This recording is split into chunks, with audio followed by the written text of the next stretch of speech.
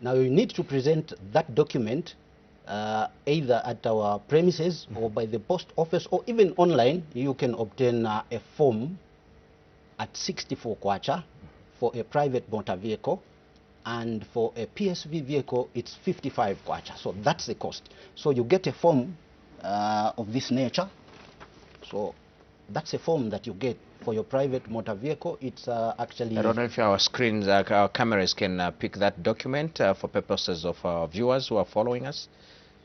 Okay, you can go ahead as they attempt to pick that form. So this is a form that you obtain at 64 kwacha for your private motor vehicle. And for a PSV, it's 55 kwacha. So you obtain this using your registration book or white book. Now, it's not mandatory that you need to have your white book to obtain this document. You can even get an old disc, an expired one, from your screen. Or better still, you can just walk through to the counter and mention the registration number of your motor vehicle, because it is already in our system. Okay. So they will issue you with that receipt upon payment of a 64 kwacha or 55 kwacha. Now with that, you drive your vehicle to the testing center. And the testing center in this instance is RATSA premises. So you present your vehicle and the document that we've just talked about. So as you present that, you present the vehicle and that document to an examiner. And I'm glad to say I'm one of those that you present the vehicle to. And so upon presentation of your vehicle, I will ensure that I see whether the document you are presenting to me tallies with the vehicle that you have presented to me. Okay. And if the two are tallying, then I'll go ahead with the motor vehicle examination. Now, in the process of examining your motor vehicle, I'm going to look at 9 systems. Now, a vehicle is constructed in a way that it has systems that should function well for it to be safe to use. They are basically about 8 to 9. I will highlight a few. So in systems, I'm referring to your ignition system, fuel system, engine system, exhaust system, electrical system, braking system. So about 9 of those. As an examiner, I will have to see whether those things are properly working on your vehicle. In addition to that, I'll look at the general appearance of your motor vehicle. I'll walk around your vehicle to see whether the vehicle has dents and any deformations. That will be given attention. And critical too are your tires. So I'll give particular inspection to your tires. Tires have got inscriptions on them, and we should begin to understand the meaning of the writings that are on the tire. But a few that we can talk about are the size of the tire and your rim, but most importantly, the expiry date of your tire. So I'll look at that.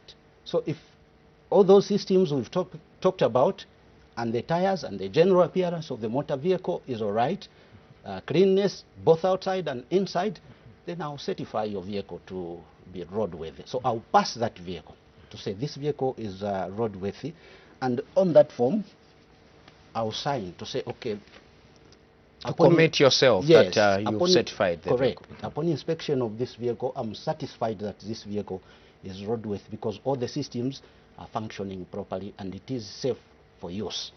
So I'll pass your vehicle, and at the end of the day, because your vehicle has passed, I'll then issue you with a certificate of roadworthiness, fitness certificate if you like. And so this document for a private motor vehicle is valid for a year from the day I issue it to you.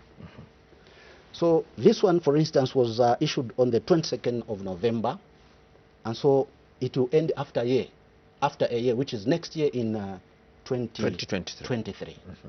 And so you have to cut out that disc, that ring on the disc, and using a sticker, you stick it on the screen of your motor vehicle, so that your vehicle is recognized to be that which is roadworthy, worthy to move on our roads. So that document will be valid for a year. But for PSVs, passengers precisely, they are not valid for a year. And obviously the reasoning is logical, because passenger vehicles move or convey people from one point to another. And so for the safety of passengers, such vehicles are not given a 1-year certificate in terms of validity. They are given a certificate that is valid for 3 months, short term, and 4 months, long term. Okay. So after 3 months or 4 months, depending on the nature of your term, that vehicle should be brought back for examination. Okay. Yeah. And so after checking the systems on your vehicle, I will have to physically drive the vehicle, because that will now help me to test the steering, the suspension, the braking. So I physically drive your vehicle on our circuit. And that's the time I'll say, okay, this vehicle is roadworthy. Okay. There are instances, maybe talking from what you've just explained, there are instances that you as examiners in your circuit witness maybe the way the vehicle is driven on the circuit, even if it's testing, it's not maybe in the manner that we drive on our roads. Is that a way of wanting to determine how fit the vehicle is? And maybe you drive at excessive speed in the circuit, braking and things like that. Is that a normal way of you conducting a testing or test on a motor vehicle? It is both yes and no. No, in the sense that excessively speeding such a vehicle poses a danger to others that could be around the circuit and to you yourself as an examiner or a driver. And so it is important to regulate the speed at which you are testing the vehicle. Secondly, it is also right to do it that way, because you want to expose the vehicle to the harsh conditions under which you'll be able to confirm that the braking system is all right, the suspension system is okay, and it's so excessive when we are especially examining a motor vehicle that was involved in a road traffic accident. Okay. Because there, we want to confirm what really went wrong for such a vehicle to cause an accident or to get involved in an accident. And so how we can tell confidently is to expose the vehicle to such harsh conditions or driving conditions, so that even as I certify the roadworthiness of such a vehicle, I will have proved that exposed to harsh conditions, this vehicle can still stand. Okay. But I must emphasize that it's only I, as an examiner, that has the right to do that. Okay. And all those details that you just walked us through, for example, I'll pick on the expiry date for tires. You pay so much particular attention to it, and looking at our environment. Maybe if we walked around and at a ratio of maybe picking 10 vehicles, would we have maybe 1 or 2 out of 10 vehicles that have tires that are within a lifespan? Maybe you can walk us through the importance, the lifespan for tires. Where do I identify them? What's the lifespan, the approved lifespan of a tire to be on a motor vehicle, especially that we are an importing country and we have allowed the used tires from other economies to come into our country. How do we reconcile such? That's a good question. It is important to note that as you have indicated, we do not manufacture our own tires. We import tires from outside the country. As such, there is a little bit of a lenience allowed to motorists to use tires that may not be roadworthy. Well, on the tire... Roadworthy in terms of expiry and not where the groups are not even there. Yeah. Correct. On the tire, there's a point where as you check through your tire, you'll find 4 digits, or 4 numbers if you like. So the first 2 will tell you the week in the year in which that tire was made or manufactured. Right. So the first 2 digits will tell you, okay, I'll give an example. If you find 15, so that means that tire was manufactured in the 15th week of a given year. Then the last 2 digits represent the year. Okay. And so if we have 1522, okay, so it means this tire was manufactured in the 15th week of the year 2022. Okay. And so what is the lifespan? And now it is at that point that such a tire should be given 5 years from the day it was manufactured. It should be given 5 years. So when the 5 years elapses, then your tire has expired.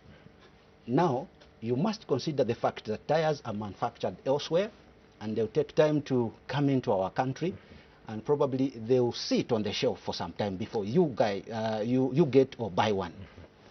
And so that shortens the lifespan of your tire. So it may be a good tire. When you buy it, you might buy it, in fact, at a time that it has expired. So it is 5 years in terms of lifespan for a given tire. But because of being third world countries or developing countries, we may, to some extent, tolerate such tires to be on the road. Okay, and having talked about, I'm glad that you yourself, you are an examiner, but you also talked about presenting a vehicle before a RATSA official. Do all officers conduct motor vehicle fitness and testing who belong to RATSA, and or officers or offices? Where do we present these vehicles? Is everyone allowed just to, because it's a RATSA officer, are they allowed to examine vehicles? Like any other organization, we've got departments. So as an agency, we've got examination department. So precisely it is examiners like myself that have the duty and responsibility to examine motor vehicles. But as an agency, we are also responsible to ensure that whoever is moving on the road, whether I'm an examiner or not, should be doing so in conformity with the act that we earlier talked about. Precisely, inspection for roadworthiness is conducted by an examiner. It's not officers from the agents that conduct motor vehicle examination. And secondly, it's not all RTSA stations that examine motor vehicles for roadworthiness. So in Lusaka, for instance, at the moment, we have Silverest as you head to Chongwe. That's a testing center. So we have Cosmopolitan in Makeni. We have Mimosa in Chilanga, and well, extending a little further, we have a satellite station in Kafiwe, which is being monitored and run by the council. So it's selected stations that conduct motor vehicle inspection. Okay. And generally, away from Lusaka city, how about our citizens in other far-flung areas where the nearest RATSA offices where they can have access to this service? That has come to the attention of RTSA management, and the management is working hard to ensure that places in rural areas have access to services that we provide. And so there's a rollout program that is underway, like Mumbwa is actively providing those services, so someone would not have to drive all the way from Mumbwa to Lusaka to get such services. And in addition to that, we usually conduct what we call mobile inspections. Recently, like the past weekend, we had a team that went to Luangwa and Feather to conduct precisely what we are talking about, Luangwa and Feira. Okay, so in areas where we do not have our offices, they are usually on the program for mobile licensing. And during such a time, we examine motor vehicles for roadworthiness. We also examine drivers and provide the most needed services. Okay. So where we are not present in terms of stations, such are earmarked for mobile licensing. All right. And how's your service delivery, especially looking at Lusaka, which has seen an increase of volumes of motor vehicles in the recent years? Maybe we can also go to areas like Copperbelt and Livingstone, which have recorded quite some volumes of vehicles, people procuring vehicles. How's efficiency in our service delivery? Do you have, are you looking forward, especially for Lusaka, to go beyond the 3 stations, testing centers that you have, so that you are seemingly seem to be efficient in your service delivery? Certainly that is underway. There's a program to have another outlet opened very soon, as you go along Great North Road, Veramo. So we will soon have another outlet opening there, and other stations are underway to open up. Okay. So the agency is aware of the influx of motor vehicles, and as such, management is trying to do the best that they can to provide such services at your doorstep. So there's definitely that program of opening more outlets, bearing in mind that we have more vehicles than we used to have in the past. Right. And when it comes to compliance, Or do you have any challenges with regards to compliance for motorists accessing this service? What are the levels of compliance when you, in comparison with the volumes of vehicles on our roads, and also your records to see? I'm sure you're able to have general statistics of how many vehicles we have countrywide and how many vehicles are compliant with regards to this facility. Well, it is true that we have challenges with the compliance. By nature, us humans want to fight with the law to some extent. You want to force a car to move on the road when you are fully aware that your vehicle, for instance, doesn't have a roadworthiness certificate. But because you want to use the vehicle, you force it to be on the road. So we have challenges with compliance, but we are quick to ensure that such vehicles are noticed and removed from our roads. And so to that effect, we have a department precisely that enforces. It's enforcement department. So it's ever on the road, 24/7, doing patrols and sensitization to ensure that vehicles that are not roadworthy are removed from the roads. Or alternatively, owners of such vehicles or motorists are advised to do the correct thing. So yes, we have challenges with compliance, but we do the best that we can to educate and sensitize the public to ensure that they do the right thing and ensure that their vehicle is roadworthy and safe, not only for them, but even for other road users. Okay. Earlier you talked about, for example, the public service vehicles, PSV vehicles, whose validity of this particular service is 3 months on a short term, 4 months on a long term, and for ordinary vehicles or private vehicles, 1 year. But I think that does not guarantee, according to my thinking, that doesn't guarantee that for the whole year the vehicle might be fit for use on the road. If, as long as I have a valid test certificate, even if I see that maybe my vehicle is not fit, but I have an assignment or something that I need to do, I would still force the vehicle. What is the rationale of giving certificate for 1 year for private vehicles, which may develop a fault and still being forced on the roads? Saying so because at times when we are moving on our roads, even at sight, just basically at sight, to find that even if this vehicle has a valid certificate, license, disc, I think should be something wrong. How does the agency reconcile such incidents? It is true that while you may have a certificate that is valid for 3 months for PSV or 4 months, a long-term PSV, that doesn't mean that when your vehicle develops a fault, we are going to just watch you and allow you to move on the roads. And that is why we have the enforcement team, and that's why we have the education team. So we work as a unity. For those that we realize they've got a valid certificate, fine. What these motorists need is sensitization and education. So we reason with the motorists to say, okay, fine, yes, your certificate is valid, but the vehicle has got a shattered screen, for instance. You know, this is a rain season. You got your vehicle examined today, and when you went home, you parked your vehicle under the tree, and because of the rains, a tree falls over your vehicle and shatters the screen.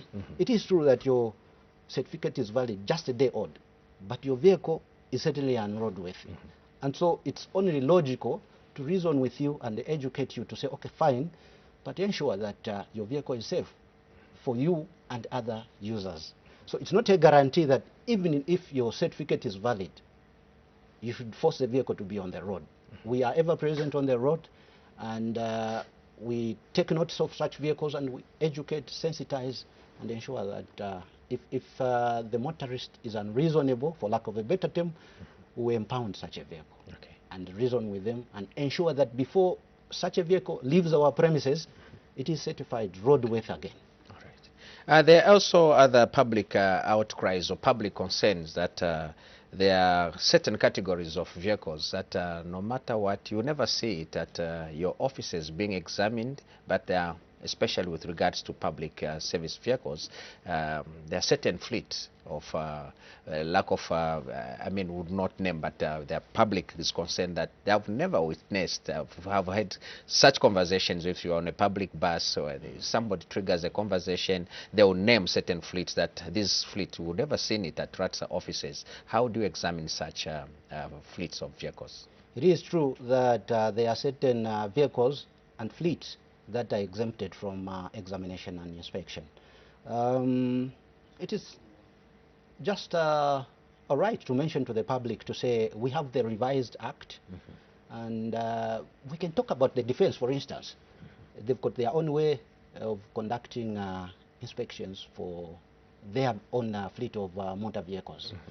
When need arises, they also get in touch with the agency to work together to ensure that their fleet is roadworthy. Okay. I remember personally, I as an examiner, at the time that I went to Lusaka West, where the defense is, and we together examined a vehicle that belongs to the army. Okay. And so there are certain fleets, yes, the army, ZNS, the police, just to mention a few, that are exempted from inspection because they have got their internal way of examining them. And maybe in the same line, how about private organizations that own fleets of vehicles which we have never seen at your offices being examined, but they are certified fit? How do you conduct such examinations? That's a good question. When you have a fleet of 10 vehicles and more, inspections and examinations at NAPSA, and I've done inspections at the Watchtower Bible and Tract Society. So such organizations simply apply for an examiner to do the inspections at their premises. Does that come at an extra fee? It doesn't. The only thing that is required of you is to submit an application that has to be approved by management. Okay. And at such a point, an examiner is then dispatched. Okay. So we have field work as well, field examiners. With the increase in technology, are you able to track a vehicle that is not roadworthy, that is on the road, especially when you are doing your patrols on the roads? Are you able to track a vehicle that is not roadworthy and then you ask them to pull aside and, as you are saying, educate or sensitize or impound the vehicle? Certainly we have such technology. Even on my phone, if I am following a vehicle that doesn't seem to be roadworthy, I'll use that application, that technology that is available, using the registration number of the motor vehicle to check if that vehicle has got valid documents. And so, yes, we have technology that effectively helps us to detect such vehicles. And in addition to that, though it is not the agency, RTSA, that installs GPS for vehicles, PSV vehicles, even private vehicles. It is private organizations that install, but as an agency, we've got the control system that monitors. For instance, if you presented Power Tools bus for inspection, so before I approve the roadworthiness of such a vehicle, I will have to use that app, confirm with our call center, that is our call center that has the control system, DID and CMATI, to ensure that they confirm that such a bus has got a valid GPS and can be monitored wherever it is when it's on the road. Okay. So yes, we have technology. Right. You are watching Road Safety with RATSA, and we are looking at motor vehicle fitness and testing. Mr. Jonas Mwetu, an examiner from RATSA, is right here with us in the studio. So if you have any contribution to make on this program, our text message line is 0978772801, and our active call line is 0772832122. Last time an elderly citizen was talking about us repeating the numbers and taking time. So if you have pen and paper, our lines are as follows. For SMS messages, 0978772801, and for our call messages is 0772832122. 122. So if you have any contribution to make on this program, please, you can go ahead and make a call and have a conversation with Mr. Mwitua, who is an examiner from RATSA. And of course, let's try as by all means to restrict ourselves to the topic of discussion. You have a call on the line? Good morning. You are through to Road Safety with RATSA.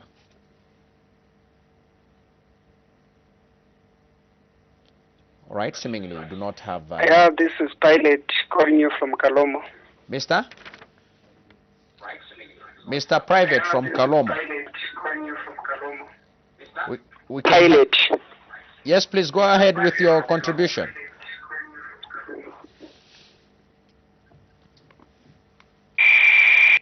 All right, we seemingly we can I drop just that have call. a question.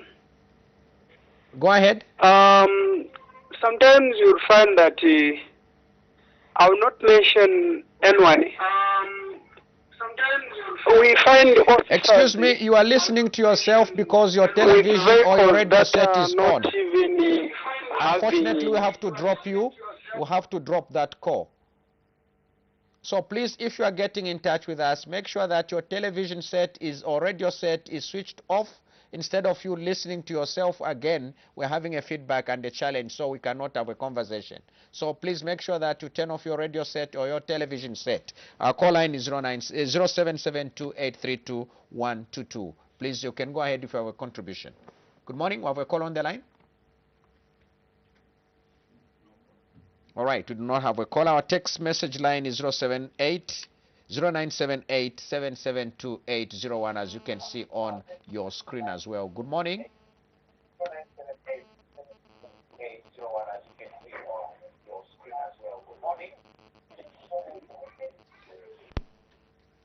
Right, we seem to have a challenge, okay, we have a message which says, do RATSA provide C1 PSV license? Dominic from Lusaka. We do. We have C1 that is precisely done at Ridgeway. So that's a category of motor vehicles that are between 7 ton to 15 ton. So that's licensing is talking about. Okay. Yeah.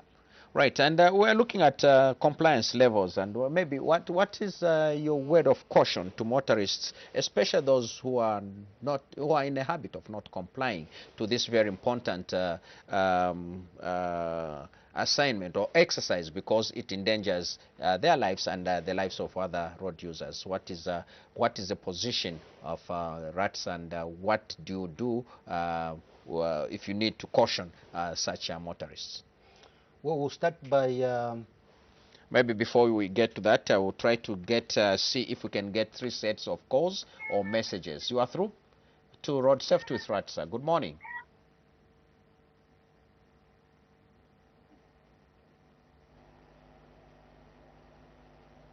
This is Road Safety with RATSA. Good morning. Yeah, Chonga Evaristo calling you from Sesheke. Your name again, sir? Chonga Evaristo calling you from Sesheke. Please go ahead, Mr. Evaristo, with your contribution. Yes, we have a challenge over the white ball. Once you want to go and get a fitness with that Kumadis, the examiners, they do refuse. They will say, no, just can't bring the original white book. So from your discussion, I heard that it's allowed. I don't know. I just want to get from you, why do they refuse when you go with a disc? Okay. All right. We'll see. We'll respond to you, Mr. Evaristo, with regards to submission of presentation, rather, of a white book when you want to access the service. Mr. Mwitua did hint on that, so I'm sure you'll be able to get your feedback. We have another call on the line. Good morning. Hint on that, so I'm sure.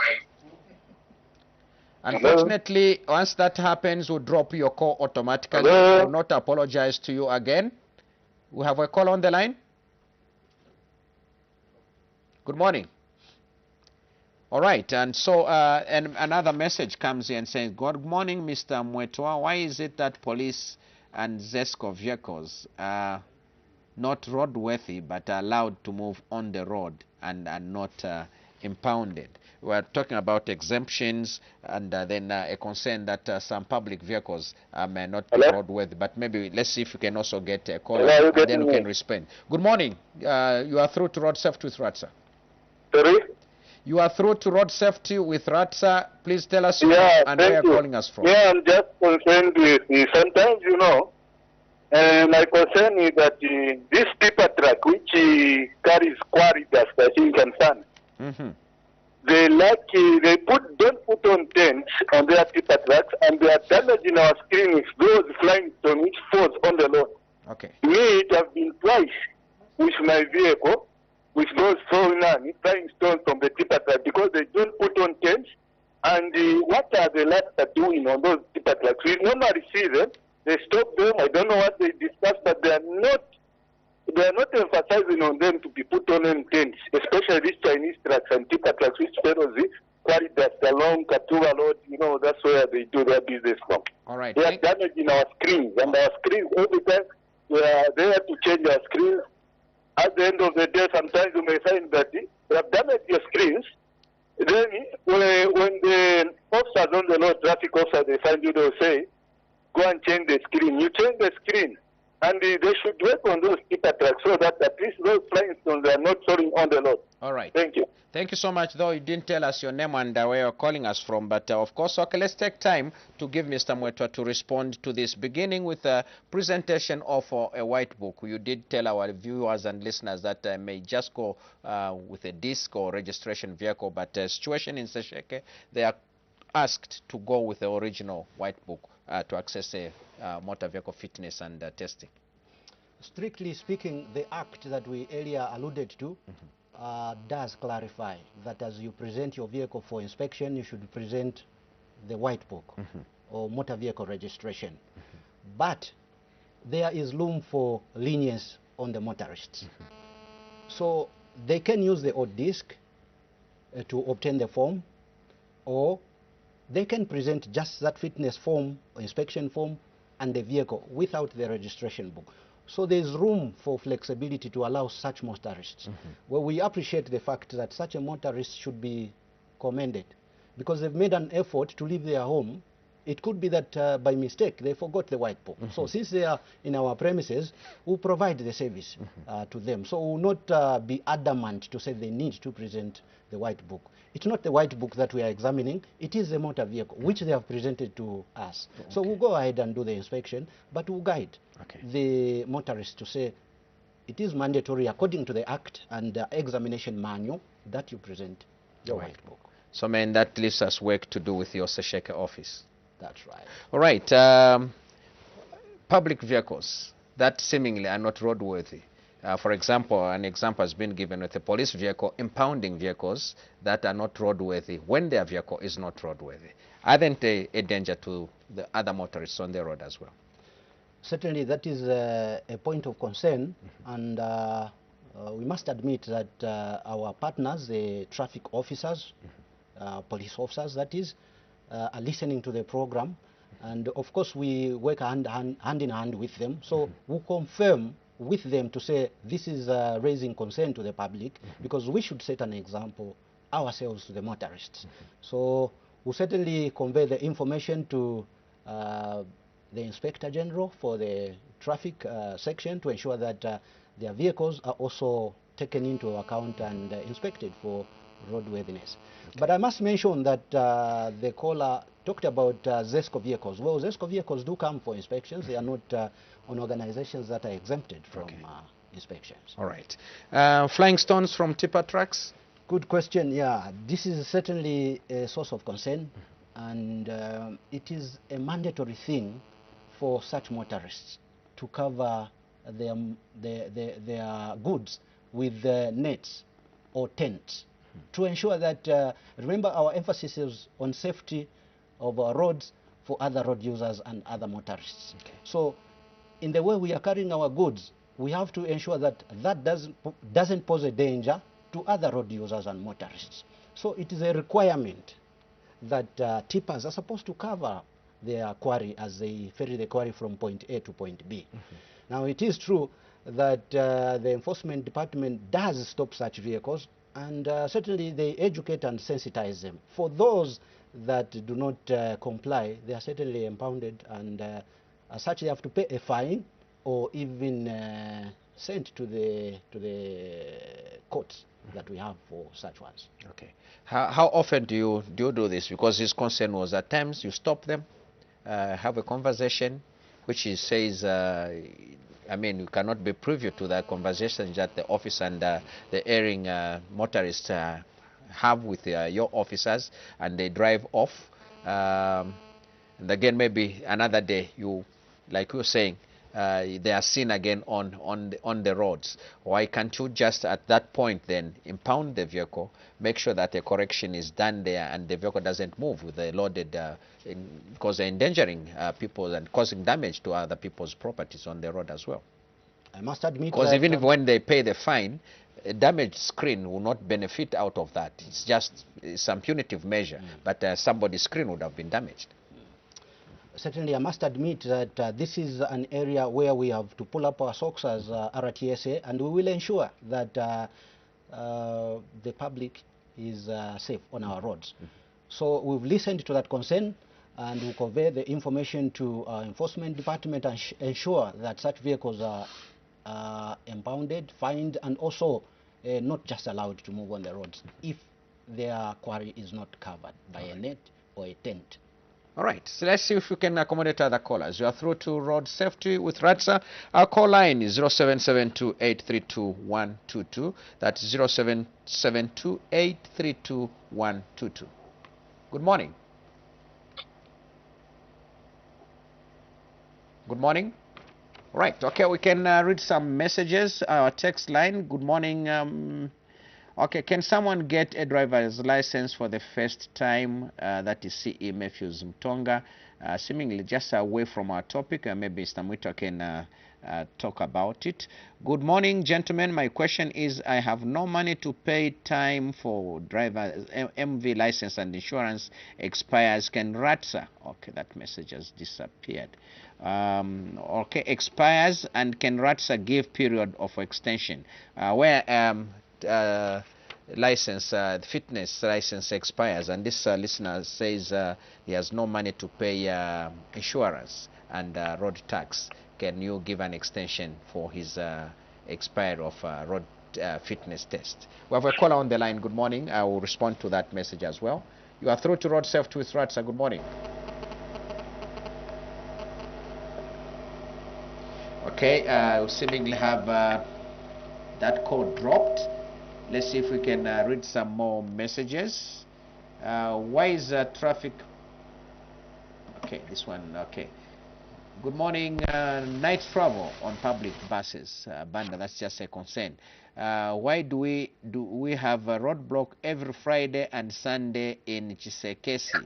In right, and is it right? Hello. Good morning. Okay. Good morning. Yes, I'm Chisenga calling you from Kabwe. Mr. Chisenga. Mr. Chisenga from Kawe, please go ahead with your contribution, sir. I just want to pose a question to Mr. Mwitwa. Yes, sir. I'm a senior citizen. Go ahead, sir. When we go to rights actually maybe for any service, we are subjected to lining up with young boys and girls. My question is, as a rights as any program for senior citizens, if yes, when are we going to see this program being come into being? Thank you. Okay. Consideration for senior citizens lining up. Maybe we can respond to that, but also look at the issue of where a road tax, road traffic, the fitness certificate of fitness has expired. Do you offer extensions in an instance where our listener says they have no money at that particular time? Maybe even insurance has expired and the road tax has expired. Do you offer an extension to individuals? Before I get to that question, there was an earlier caller that talked about getting a CE license. Well, a CE driver's license is for driving heavy-duty trucks. Yes, an individual can obtain such a license only after they have undergone training.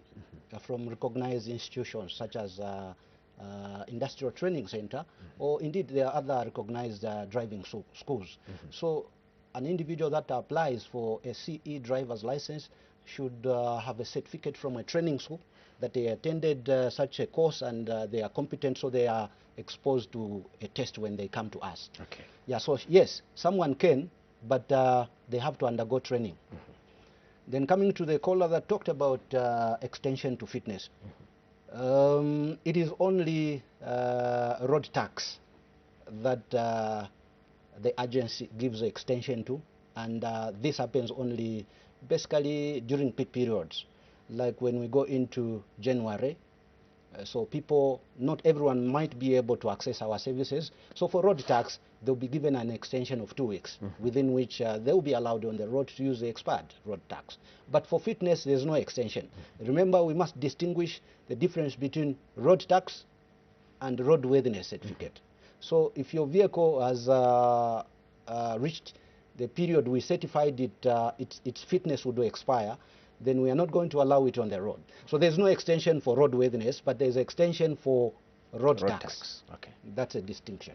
Lining up of senior citizens at your offices, consideration that... Good question.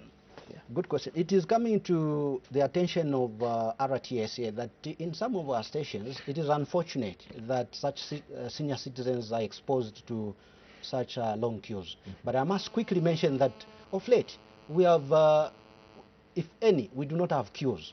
But I must mention that senior citizens from the station I operate from in Mimosa are given priority, just like pregnant women, mothers. So we are sensitive to such members of public, and we quickly attend to them. It is strange and new that a senior citizen from Kabwe says is exposed to such conditions, but it is mandatory to us that such ones are given priority, like they are in banks and elsewhere. All right. Maybe for purposes of this, what age category do you start regarding someone as a senior citizen? Okay. I think senior... According to your observation, and how would you use your discretion that maybe it's just by looks of an elderly person around? Yeah. Oh, yes. Anyone in the range of 50 going upwards is a senior citizen. They have qualified to be senior citizens, and as such, they should be given quick attention so that they are safe and find their way to do other things, because their energy is less now. All right. Having talked about compliance levels, maybe you can also walk us through with regards to a fine. How much does it involve? How much is the fine if one's vehicle is not roadworthy and confronted by the agency or your officers on the during their routine patrols? Well, payment for non-compliance in terms of a charge is 300 kwacha. But it's not in all instances that someone will pay a 300 kwacha and walk away.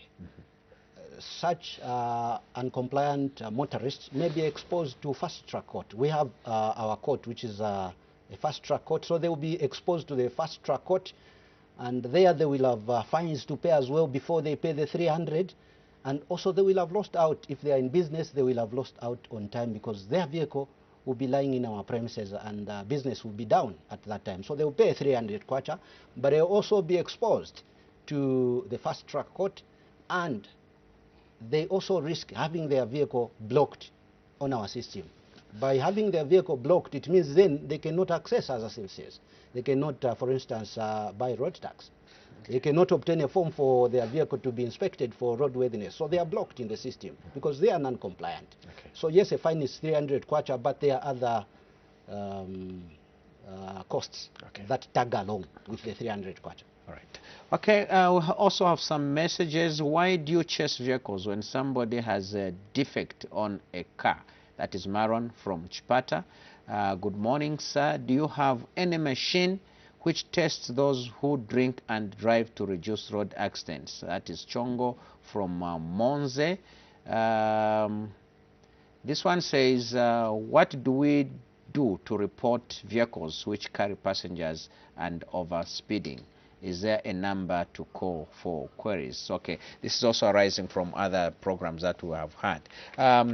pursuing cars Uh, that you see maybe have defects, and then your officers pursue them? It's a concern that comes from the public. It sounds new to me because this stopped way back. If it is This is in Chipata. if It's it's not happening, Lusaka. It might if have it- stopped in Lusaka, but this is from Chipata. Good.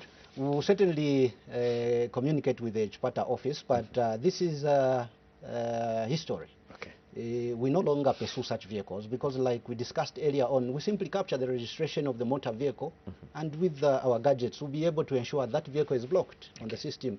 At the point, whatever they have a certificate of roadworthiness or road tax expires, they'll come to our offices. And as they try to obtain the services, then the system will alert us to say this vehicle has been blocked in the system, and that sends a message to us to say this passenger, this motorist has got a case with us. So ask them to ensure that they clear themselves. All right. And public participation, where do they call? What numbers do they use to call? Maybe you also take advantage of this as well. Public calling, we... When they observe that this vehicle might not be roadworthy and also carrying passengers and equally overspeeding, where do such individuals get in touch with you? Well, the number is very simple, and it's a toll-free line. You are not charged for calling the agency. That is 983. Simply that, 983. If you like, you can dial 0955 983 983 or simply 983. Okay. All right. So that is a contact from our Facebook follower here, right? And why is it that some officers stand in front of the moving vehicle whenever they want to stop the driver? What happens if the vehicle loses brakes? Don't you think they risk their lives? From our Facebook follower as well. Certainly, that is a wrong act to involve ourselves in. We should stand on the side of the oncoming motor vehicle. It is like when you work in a workshop, there's a certain way you're supposed to dress. You should be in protective gear. And so when we are enforcing, we are conducting enforcement on our roads, that point highlighted by the motorist is certainly very valid. And sad to say, we have had instances where traffic officers or even us officers have been injured because we didn't take precaution when stopping such a vehicle. Okay. So it is not right to stand right in front of an oncoming vehicle because it might have mechanical failure and the vehicle would not stop at the time that you expect. So you should stand on the side in case the driver decides to go without stopping or being uncompliant, or in case the vehicle has a mechanical fault, you'll be safe. Okay. And with regards, Justin, as I'll have to let you go now, you are a busy man and we should have queues at your inspection sites. If I walked to your offices, what times do you operate, the days of operation, so that people don't bounce for these when they will need to access these services? Are your offices open 24/7? Well, during examination centers, so to say. During normal working times, we are open from Monday to Friday, 8 to 17. I should highlight the fact that during peak periods, there's an extension of working hours. We work after 17, and we also include, depending on traffic, Saturday and Sunday. Okay. But during normal times, it's Monday to Friday, 8 to 17. Okay. Peak period, Saturday and Sunday inclusive, and extension of hours after 17 hours. Okay. And then just in closing, we earlier started talking about with highlighting that we're getting into a festival season. You as an examiner, what is the call to motorists to make sure that their vehicles are roadworthy, and for those who do not want to have an service to have their vehicles examined, what is the word of caution as we aim at making our roads safe for everybody? Well, as RTSA, we are friendly, very, very friendly, because the first thing that we look at is education and sensitization. It is only when it goes to the extreme that a motorist will be exposed to a fine and their vehicle being impounded. So we start by sensitizing, educating, and making sure that the motorist abides or becomes compliant. Thank you so much for coming. It's been a pleasure being here, and would like to encourage everyone to come through and get our services. They can also do that online, but they need to present their vehicle to us for inspection, for us to certify their vehicle roadworthy. All right. I'm sure colleagues of mine should be looking forward to make sure that they engage you. But right here now, we'll come to the end of our program. Remember, we're looking at road safety with RATSA. Our topic of discussion was motor vehicle fitness and testing. My guest was Mr. Jonas Mwetwa, who's an examiner from RATSA. On sign language, I had Jason Manda, and I've been your presenter, Julius Musmali. Make sure the blue light